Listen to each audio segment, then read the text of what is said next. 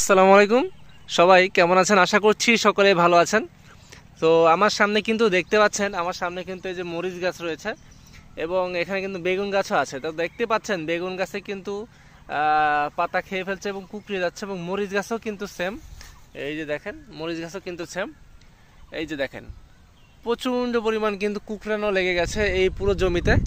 তো বিশেষ করে যাদের এই মরিচ গাছে এরকম কুকরিনি লেগে যায়, এই যে দেখেন, এই যে এরকম কুকরিনি লেগে যায়, এইগুলো কিন্তু লাগার একটি কারণ আছে। এগুলো লাগার কিন্তু 2 থেকে 3টি কারণ। এই হচ্ছে প্রথম কারণ হচ্ছে সাদামাছি, আর দ্বিতীয় কারণ হচ্ছে থ্রিপস, আর তৃতীয় কারণ হচ্ছে মাকড়, চতুর্থ কারণ হচ্ছে অ্যাফিড অ্যাসিড। মূলত এই ধরনের পোকাগুলোর কারণেই কিন্তু এইরকম ছোট অবস্থায়, বাড়ন্তি অবস্থায় কিন্তু এই শোষণকারী পোকার কারণেই কিন্তু এই সমস্যাগুলো হয়ে থাকে।